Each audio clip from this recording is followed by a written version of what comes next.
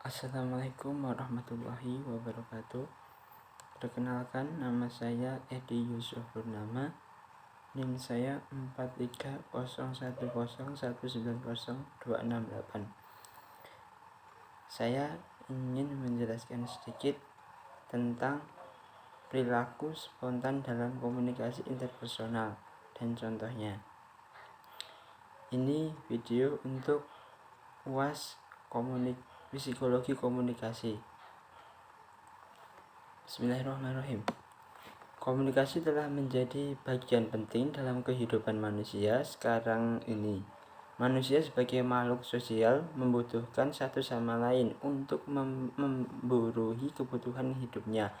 Salah satunya adalah dengan cara berinteraksi ataupun berkomunikasi dengan yang lainnya. Ilmu komunikasi bahkan menjadi multidisipliner yang telah membuat orang-orang semakin tertarik untuk mempelajarinya. Komunikasi hampir terlibat dalam bagian sektor kehidupan manusia. Komunikasi diartikan oleh komunikator kepada komunikan dengan maksud untuk tujuan tertentu. Komunikasi juga dapat jenis dan bermacamnya tergantung kebutuhan komunikator. Kemampuan untuk meningkatkan komunikasi juga menjadi penting karena dapat mempengaruhi hubungan antara dengan lawan bicara, entah rekan kerja ataupun sahabat, organisasi, massa secara umum, dan lain sebagainya. Di antaranya, sekian komunikasi yang paling sering kita gunakan dalam kehidupan sehari-hari adalah komunikasi antar pribadi atau bisa disebut juga komunikasi interpersonal. Komunikasi interpersonal menjadi secara langsung atau dan terjadi pada waktu serta tempat yang sama. Keterampilan dalam komunikasi interpersonal namun keterapan yang bisa dipelajari. Sangatlah penting untuk mempelajari cara meningkatkan komunikasi interpersonal karena akan berhadapan langsung dengan lawan bicara Anda sebagai penerima pesan. Respon atau timbal balik Anda terhadap pesan yang disampaikan lawan bicara juga tak kalah penting. Mengingat hal ini berkaitan dengan proses komunikasi selanjutnya terdapat apakah komunikasi tersebut berhasil atau tidak. Komunikasi interpersonal adalah komunikasi yang dilakukan secara langsung. Jadi, sebuah interaksi personal itu langsung atau bertatap muka, bisa jadi bertatap muka langsung atau ketemu di mana tapi langsung untuk bertatap muka. Sehingga keterlibatan aktif Anda dan lawan bicara Anda sangat penting. Pada proses komunikasi interpersonal akan dikaitkan efektif apabila dapat mengubah perilaku orang sesuai apa yang dibicarakan. Ciri khas dari jenis komunikasi interpersonal adalah timbal balik. Jadi ketika ada interaksi personal itu contohnya seperti saya dan teman saya. Pastinya dalam berbicara pastinya akan memunculkan sebuah interaksi personal seperti saya tanya dengan teman saya, teman saya pastinya juga tanya dengan saya. Jadinya seperti timbal balik gitu. Saya tanya gimana kabarnya, teman saya juga tanya saya kabarnya gimana. Nah, itu akan yang dimaksudkan interaksi personal atau tatap muka.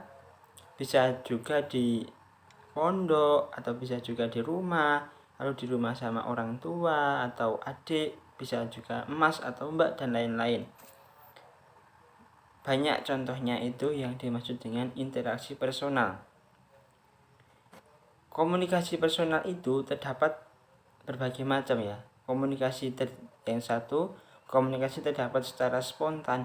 Jadi yang namanya komunikasi spontan itu bisa seperti ketemu di mall, terus berjabat tangan, itu kan bisa.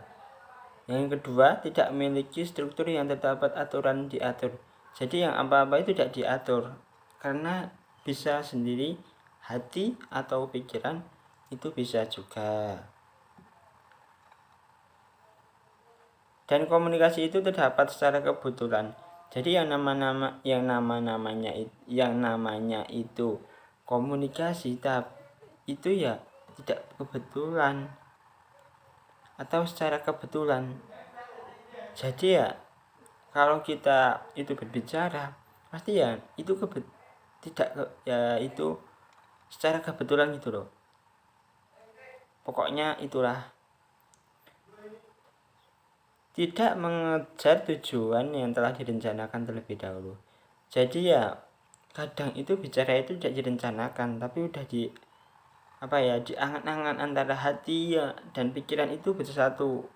Bicaranya itu bagaimana, sebaiknya itu bagaimana, itu kan bisa. Kadang identitas keanggotaannya kurang jelas.